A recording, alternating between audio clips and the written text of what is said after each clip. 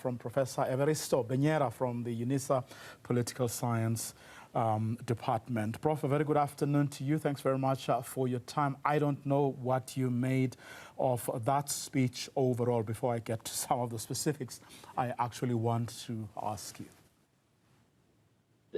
Good afternoon, Vuyo, and thank you very much for the opportunity. What a speech and what a telling moment in the history of the world. We can sum up this speech by President Donald Trump in his own words. He said three very telling things. The first one, he said, I will not use force. The second thing that he said, Vuyo, he said, they loved me, this is the Europeans, they loved me until I spoke about Greenland. They used to call me daddy. And the last thing that he said is, all I want is a piece of ice. This sums up everything about the speech that Donald Trump is making right now in Davos.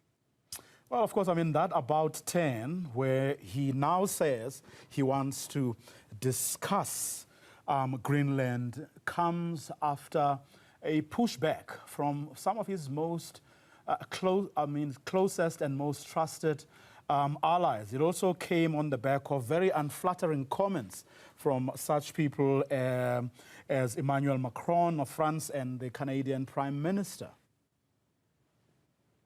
Yes, Vuyo, it was time that the bigger powers in Europe stand up to Donald Trump. And we saw that Canada on the other side of the Atlantic, France and the United Kingdom, they did come back and they were uncompromising in their rebuke of Donald Trump, especially French President Emmanuel Macron, and also the British Prime Minister Sir Keir Starmer. Of course, they have also been retorted back by Trump. He said the British Prime Minister is stupid, and he said Europe is some other words.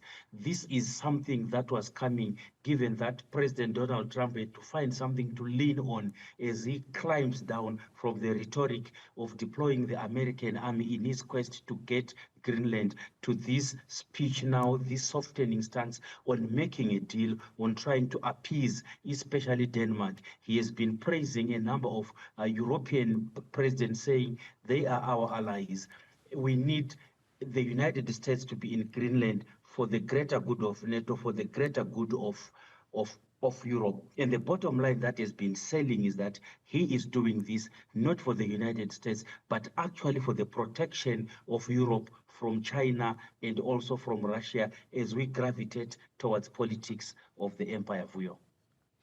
I mean, speaking of allies, he says he wants strong and not weak allies. And I kept wondering whether he is not euphemistically perhaps saying that he wants people who actually agree with him rather than those who are opposing him, as is the case on Greenland at the moment. His characterization of a strong leader and a weak leader is not in terms of anything else other than whether they are bold enough to agree with him to go and practice intra-West colonization, where these leaders of Europe are in a position to say, President Trump, we agree with you, please go and get Greenland. Their rebuke saying, we cannot do that within NATO, we are allies, we can have a secure Europe with NATO deployed in Greenland while Greenland maintains its autonomy. For that, Donald Trump sees it as a sign of weakness and not as a sign of geostrategic calculation by these Europeans. He is brandishing them as weak leaders simply because they refused to agree with his drastic measures, be it the abduction of the president of Venezuela or the colonization of Greenland. Vuyo. He took a lot of pot shots at his predecessor, Joe Biden. And one wonders to what extent he was speaking to the American audience, which at this point is actually examining his legacy a year into his presidency. And it's an unflattering one on many accounts.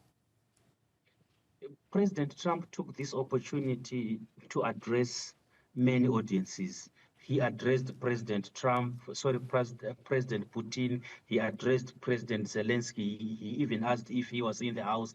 He also addressed Powell, calling him a very weak and very, he called him a lot of names. This is the equivalent of the Reserve Bank governor of the United States.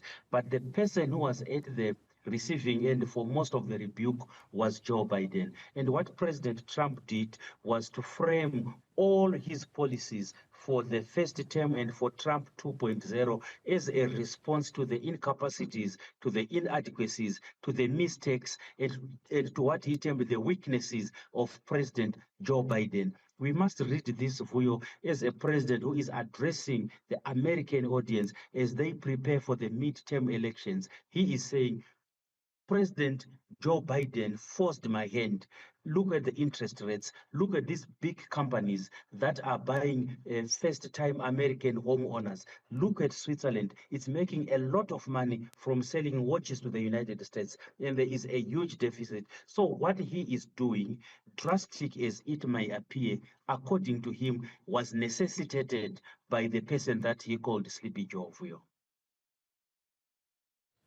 Professor Benyera, let me thank you very much for your time and insights. Professor, he's from, of course, the University of South Africa's Political Sciences Department. Trump having just finished his speech that took just over an hour, insisting that without the United States of America, the world is actually nothing.